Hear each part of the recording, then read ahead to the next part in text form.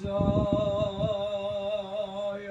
পরম ব্রহ্ম ঈশ্বর কৃষ্ণর পদ যুগল ক্ষমরণ করি হরি বল হরি বল হরি বল হরি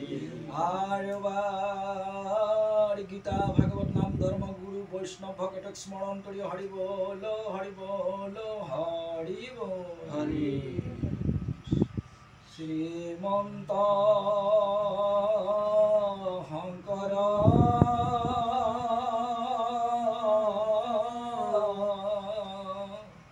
হৰি ভকতৰ জানা যেন কল্প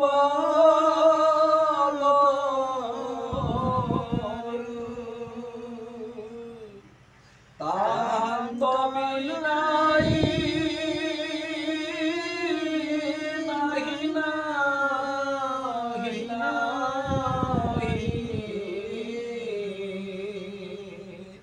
আমার পরম গুরু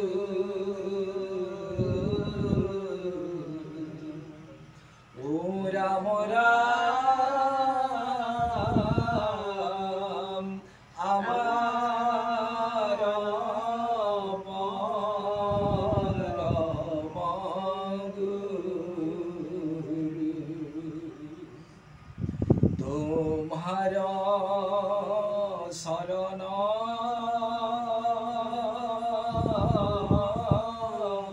হেওয়ার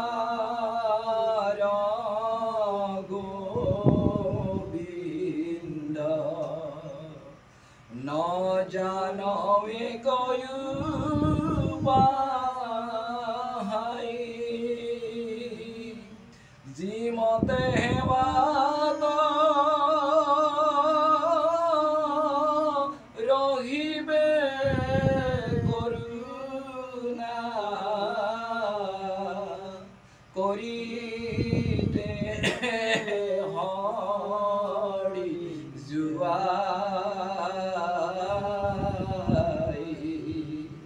ও রাম রাম করিতে হরি জুয়াই প্ৰণাম ভকত বৈষ্ণৱ ভগৱস্তৰ শ্ৰীচৰণত আমি সেৱা নিবেদন জনাইছোঁ আৰু শ্ৰোতা মণ্ডলীলৈও আমি সেৱা নিবেদন জনাইছোঁ। ভগৱস্ত আজি টিপলাই নিবাসী মোৰ শ্ৰদ্ধাৰ মাননীয় উমেশ নাথৰ গৃহবাসত আজি ভগৱন্তৰ গুণজক কীৰ্তন যৎকিঞ্চিতভাৱে শ্ৰৱণৰ কীৰ্তনৰ প্ৰয়াস কৰা হৈছে আৰু এইখিনিতে আমি ভাগৱতৰ একাদশ স্কন্ধৰ দেৱৰ্ষি নাৰদ আৰু বসুদেৱৰ কথোপকথন এই পাঠভাগি আমি যৎকিঞ্চিতভাৱে নিবেদন কৰিবলৈ ওলাইছোঁ প্ৰভু শ্ৰীচৰণ কথোপকথন শ্ৰীচৰণত। গতিকে আমাৰ নিশ্চয় ভুল ভ্ৰান্তি হ'ব পাৰে, সমস্ত ভুল ভ্ৰান্তিৰ মাৰ্জনা ভকতৰ বৈষ্ণৱৰ শ্ৰীচৰণত আমি নিবেদন কৰিছোঁ। প্ৰভু সমস্ত একাদশ স্কন্ধত দেৱৰ্ষি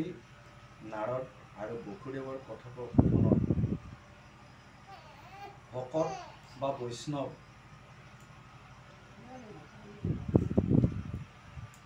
কোনোবা গৃহাগত হ'লে সেই গৃহাগত ভকত বৈষ্ণৱজনে ভকতৰ আতিথ্য আৰু সেৱা যিখিনি এইখিনিৰ মাধুৰ্যতা কথাখিনি মহৰ্ষি নাৰদ আৰু বসুদেৱৰ মাজত হোৱা কথাখিনিত তাৎপৰ্য কথা হৈ আছে। আৰু এই কথাখিনি যেতিয়া নেকি আমি অনুধাৱন কৰিব পাৰিম তেতিয়া আমাৰ কি হয়, আমাৰ গৃহাগত হোৱা ভকত বৈষ্ণৱৰ যিটো সেৱা ভক্তি বা আতিথ্যৰ ভগৱন্তৰ প্ৰেমৰ ভকতৰ প্ৰতি প্ৰীতিৰ সেৱাৰ এইখিনি তেতিয়া পূৰ্ণ হয় আৰু তাত ভগৱান কৃপাৰে আমাৰ দৃষ্টি হয় আৰু তেতিয়া গৃহৰ মংগল হয়। আৰু সেই কথাখিনিকে আমি পৰ্যালোচনা কৰাৰ কাৰণে ওলাইছোঁ। প্ৰভু মস্ত আই মাতৃ মস্ত এৰা দিনে কণাৰদ গৈলা বসুদেৱ ঘৰে দেখি বসুদেৱে তাংক পুজিলা সাদৰে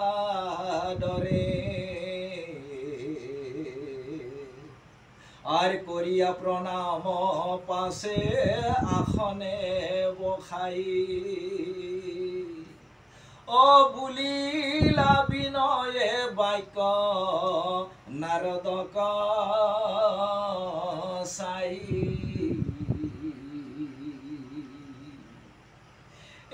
হৰিয়ে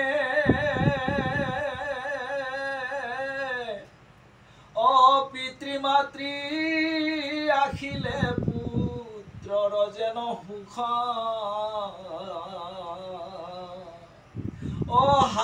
সন্ত আগমনত দুখীৰ গুছে দুখ প্ৰভুমস্ত আই মাতৃ মস্ত ইমান মধুৰ প্ৰেমৰ ৰৈ আছে যে পিতৃ মাতৃ আখিলে পুত্ৰৰ যেনে সুখ আনন্দ অন্তৰত জাগে তদ্ৰূপ পুৰোহিত বুলি ভকত গৃহাগত হ'লে সন্ত গৃহাগত হ'লে পুত্ৰতকৈও স্নেহ প্ৰীতি ভকতৰ প্ৰতি যেতিয়া হ'ব গৃহস্থৰ তেতিয়া কি হয় সেই গৃহস্থৰ অপায় অমংগল দুখ যাতনা এইবিলাক ভকতৰ পদাৰ্পণে গৃহৰ গটাইখিনি মৌখি হয়। এইকাৰণে ভকতৰ যিটো সেৱাৰক ভকতৰ আপ্যায়ন বসুদেৱ ভগৱন্ত ঈশ্বৰ কৃষ্ণৰ পিতৃয়ে কৰি দেখাইছে নাৰদক সেই আতিথ্যখিনি কৰি আমাৰ জগতৰ গৃহবাসী সমস্ত দেখাইছে আৰু এইখিনি তেওঁ গুণলীলা কৰি আমাক দেখাইছে আৰু এইখিনি যেতিয়া নেকি আমি গৃহবাসত কৰিব পাৰিম ভকতৰ সেৱাখিনি এনেধৰণে কৰিব পাৰিম তেতিয়া আমাৰ গৃহৰ অপায় অমংগল দুখ বেদনা সমস্ত ঈশ্বৰৰ কৃপাতে মুক্তিময় কৰিব ভাগৱতে আমাক সিদ্ধান্ত দিছে। হৰিয়ে সেহি মতে ভগৱন্ত তজু আগমনে আৰ সমস্তৰে কুশল হয় তবক্ষণে আৰ দেবতা তো কৰি শ্ৰেষ্ঠ হন্ত সাধুজন সাধু হন্তে সৰ্বসুখ হৱে অনুক্ষণ ভগৱন্তৰ আগমনত যেনেকে জগতৰ মংগল হয় তদ্ৰূপ সন্ত গৃহাগত হ'লে আমাৰ গৃহবাসীৰ মংগল হৈ গৈছে। গতিকে ভগৱন্তৰ লগত সন্তসকলক তুলনা দিছে। গতিকে সন্ত মহন্তজন ভগৱন্ত ঈশ্বৰ কৃষ্ণত নিৰ্গুণ আৰু এইকাৰণে সন্ত মহন্তসকলক ইয়াতে দেখাইছে সন্ত মহন্তসকলক নিৰ্গুণত প্ৰতিষ্ঠিত জনহে ভগৱন্তৰ দৰদী আৰু সেই সমস্ত ভগৱন্তৰ লগতে অনন্য শৰণৰ জৰিয়তে তেওঁলোকে থাকে আৰু সেই সন্তসকলক আমি গৃহবাসীয়ে পালে আমাৰ গৃহৰ সমস্ত উপায় মংগল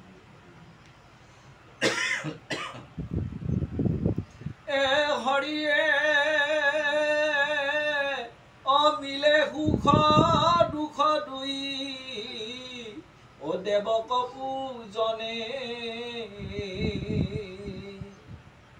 কেৱলে সুখক মাত্ৰ সাধে সাধুজনে আৰ পূজা অনুৰূপে দেৱতা দেই ফলা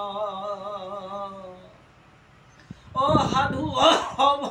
হব স্বভাৱতে দূষিত বৎসলা দেৱতাসকলকৈও সন্ত মহন্তসকল যাই নিৰ্গুণত প্ৰতিষ্ঠিত হৈছে অনন্য শৰণত প্ৰতিপন্ন হৈছে ভগৱন্তৰ একান্ত দাস হৈছে সেইসকল দেৱতাতকৈও শ্ৰেষ্ঠ বুলি দিছে আৰু সেই দেৱতাসকলৰ তুলনা দিছে পূজা বিধি অনুপাতে তেওঁলোকে ফল দিয়ে আৰু পূজা বিধিত যদি বিমংগল আহে হিনদেৰি হয় তেতিয়াহ'লে কি হয় বিঘ্নিও ঘটে অপায় অমংগলো আহে কিন্তু সাধু সন্ত মহন্তসকলৰ কোনো বস্তুৰ প্ৰতি হাবিলাস আশা আকাংক্ষা নাই তেওঁলোকে নিৰ্গুণ আৰু নিষ্কামত স্থিত এই গতিকে তেওঁলোকৰ মানে অসন্তুষ্টিটো নাই আৰু তেওঁলোকৰ পৰা সদায় কৃপাখিনিয়ে পায় যিহেতুকে তেওঁলোকৰ কোনো আশা আকাংক্ষা নাই তেওঁলোকে নিষ্কামত প্ৰতিষ্ঠিত এই গতিকে তেওঁলোকে সদায় যেনেকৈ ভগৱন্ত ভকত বৎসল সন্ত মহন্তসকলৰো সকলো মানে ভকত বৎসল বুলি তুলনা কৰিছে প্ৰভু সমস্ত আই মাতৃ সমস্ত আমাৰ অলপ চৰ্দি মানে লগা যেন হৈছে গতিকে তাৰ কাৰণে আমি ক্ষমা বিচাৰিছোঁ কৃষ্ণ এ হৰিয়ে তোমাৰ অসদৃশ যত ও শ্ৰীকৃষ্ণ ত মন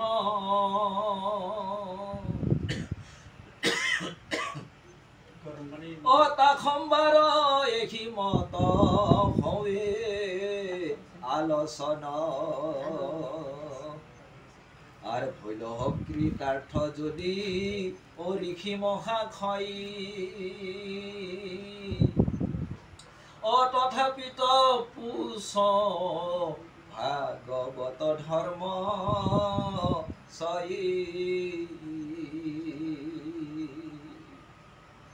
গতিকে বসুদেৱ ভগৱন্ত ঈশ্বৰ কৃষ্ণৰ পিতৃ বসুদেৱে কৈছে নাৰদক যে নাৰদে কৈছে যে ভগৱন্ত সদৃশ অলপ মানে কিন্তু ৰাখি গৈছে ভগৱন্ত সদৃশ তোমাৰ গৃহতে পুত্ৰ পাই তুমি যিটো পৰমাৰ্থিক ভাৱত আছা বা তেওঁ কৈছে যে আছো বুলি ভাবিছা কিন্তু তথাপিও মই একোৱে নাজানো ভগৱন্ত ঈশ্বৰ কৃষ্ণৰ পিতৃ বসুদেৱে কৈছে মই একোৱে নাজানো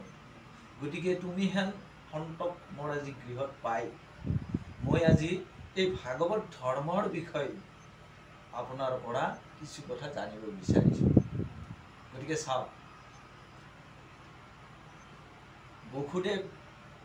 তেওঁ ঈশ্বৰ কৃষ্ণৰ পিতৃ কিন্তু তেওঁৰ মানসিকতা আত্ম অহংকাৰ আমাৰ বিষয়ীসকলৰ ভাৱধাৰাত সুযোগ্য পুত্ৰজনৰ পিতৃ হ'লে তেওঁ সদায় অলপ অহং মনোভাৱত থাকে কিন্তু সিটো বুজাইছে যে সুযোগ্যজনৰ পুত্ৰ হ'লে সুযোগ্য বাপী হিচাপে পৰিচয় দিব লাগিব কিন্তু দম্ভ অহংকাৰখিনি থাকিলে সিটো কেতিয়াও শোভা নাপায় আৰু সেই ক্ষেত্ৰত তেওঁ বসুদেৱে দেখাইছে সুযোগ্য পুত্ৰৰ পিতৃ হিচাপে তেওঁ কিমান বিনম্ৰতাৰে আৰু তেওঁ নজনা কথা জানিব বিচাৰিছে গতিকে আমাক সেইটো বুজাইছে যে আমি কেতিয়াও আত্ম অহংকাৰ ধন জন পুত্ৰ ভাৰ্যাৰ বিদ্যা বুদ্ধিৰ অহংকাৰত যাতে আমি অতলীয়া হৈ নাথাকি সেইখিনি তেওঁৰে বিভূতি বুলি গণ্য কৰি যেতিয়া মনক স্থিৰ কৰা হ'ব তেতিয়া কি হ'ব যদিও জানে মুনিগণ তথাপিও সোধে তিনিজন বুলি কৈছে সেইজনে আৰু তিনিজনক সুধিব সেইটো আমাক আদৰ্শ দেখাইছে ভগৱান কৃষ্ণৰ জৰিয়তে বসুদেৱ।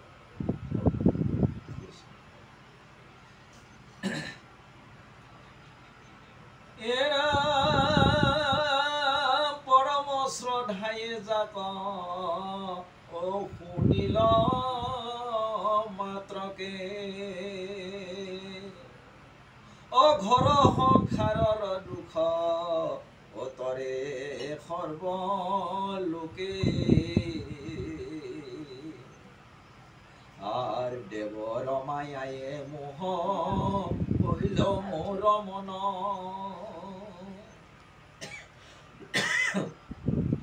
পুত্ৰ কামে কৃষ্ণক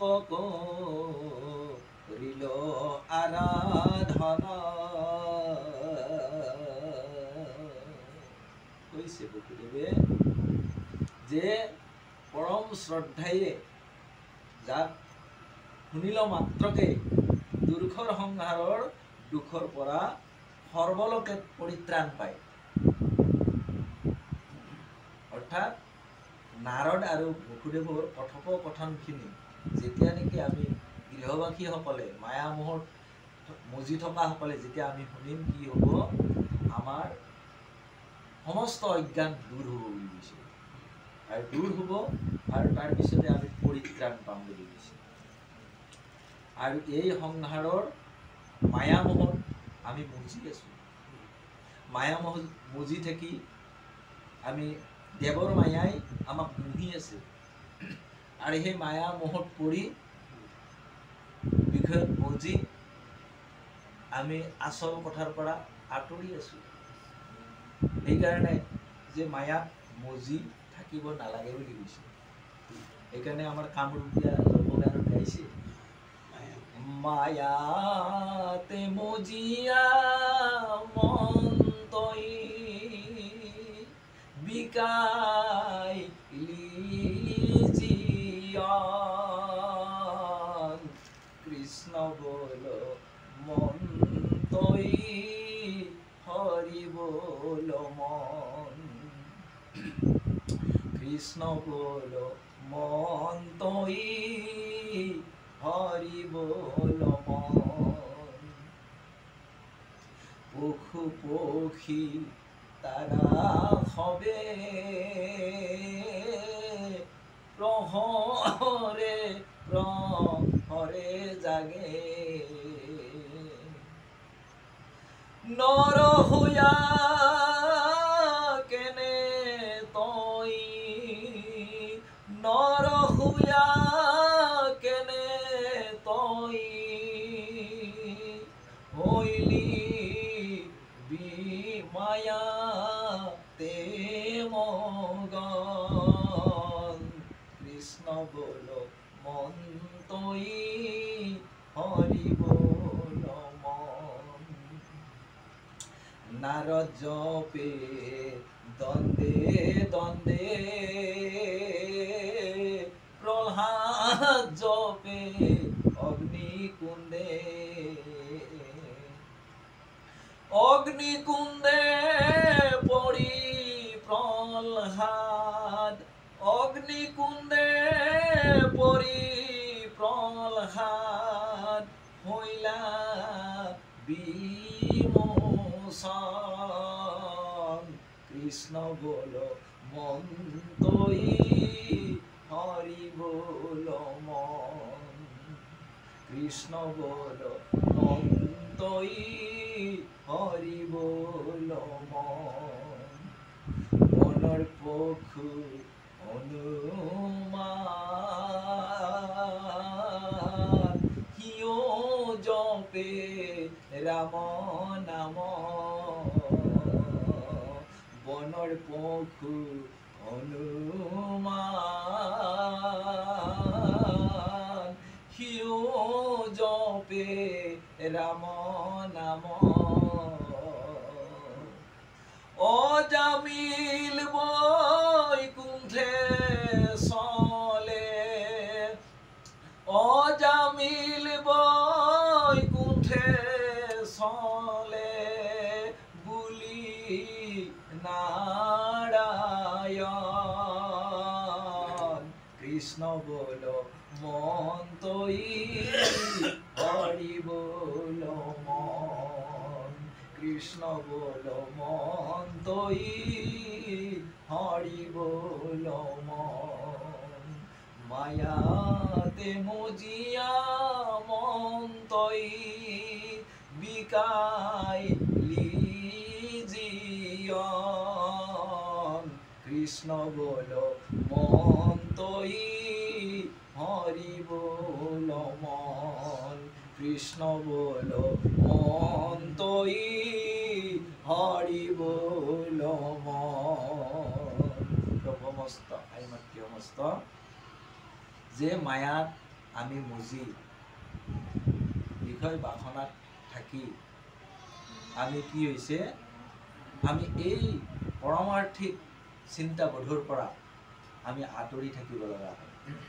কিন্তু কৈছে যে মায়াত থাকিও আমি গৃহত থাকিও ভগৱত প্ৰাপ্তি হয় বুলি কৈছে ভগৱান ঈশ্বৰ কৃষ্ণ গৃহতে পায় বুলি কৈছে গতিকে আমি কেতিয়া পাম যেতিয়া নেকি সন্ত মহন্তৰ আগমন হ'ব গৃহাগত হ'ব